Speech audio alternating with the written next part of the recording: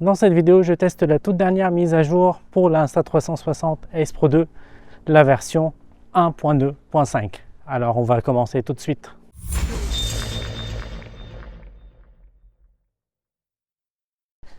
Salut, j'espère que tu vas bien. Je suis Photograbs, un photographe de portrait basé en France. Et sur cette chaîne, je crée du contenu en lien avec les caméras action, les caméras vlog et tout ce qui est en lien avec les caméras en général. Donc si tu es intéressé par ce contenu, n'hésite pas à t'abonner à ma chaîne, ça fait vraiment plaisir. Et dans cette vidéo, on va parler de la Insta360 Ace Pro 2 encore une fois.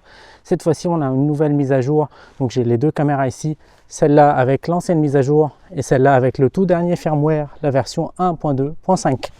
Pour être transparent, j'ai fait les mêmes réglages sur les deux caméras, à part que sur la nouvelle mise à jour, on a une nouvelle fonctionnalité que je vais t'en parler un peu plus tard dans cette vidéo.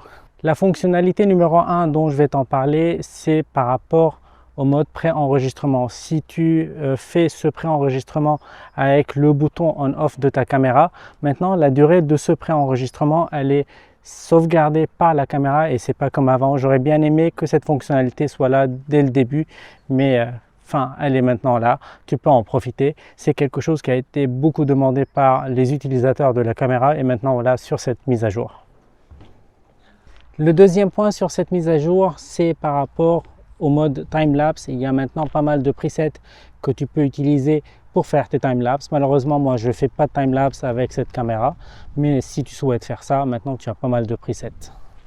La troisième fonctionnalité ajoutée sur cette mise à jour, c'est que maintenant tu peux connecter ta caméra avec un câble USB-C vers ton smartphone. Il faut que le câble soit USB 3.0 ou supérieur pour pouvoir copier les fichiers de la carte SD sur ton téléphone. Et ça, c'est quelque chose d'intéressant qu'on n'avait pas avant.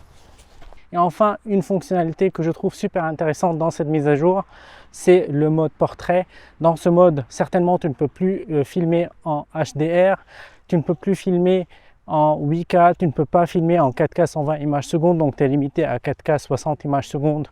Ça, c'est le max de la résolution et les framerate que tu peux avoir dans ce mode-là.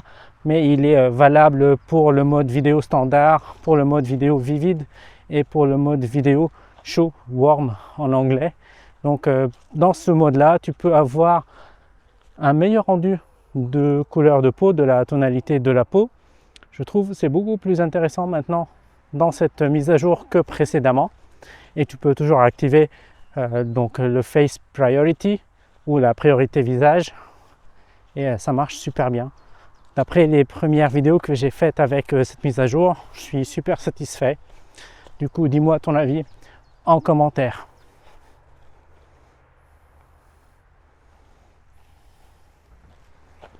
Et voilà, c'est tout pour aujourd'hui. J'espère que tu as aimé cette vidéo. J'espère que tu l'as trouvée intéressante et utile. Si c'est le cas, n'hésite pas à liker, à t'abonner, à cliquer sur la cloche pour ne pas manquer mes prochaines vidéos. Si tu es intéressé par cette caméra-là, j'ai un lien d'affiliation qui est juste en bas. Ce lien te permet d'avoir des cadeaux supplémentaires de la marque Insta360. Et ça, c'est un vrai coup de pouce pour ma chaîne. Donc, je t'en remercie. Et si tu es intéressé, récemment, j'ai activé sur ma chaîne la zone membre. Sur cette zone, tu peux poser toutes tes questions en lien avec le matos que je te présente. Et je te ferai des vidéos pour répondre à ta question en te montrant des vidéos réelles, donc avec les caméras ou les objectifs que tu souhaites voir, avec les micros et tout ça. Donc voilà, n'hésite pas à aller jeter un coup d'œil sur la zone membre. Et merci d'avoir visionné cette vidéo jusqu'au bout. À très bientôt. Ciao.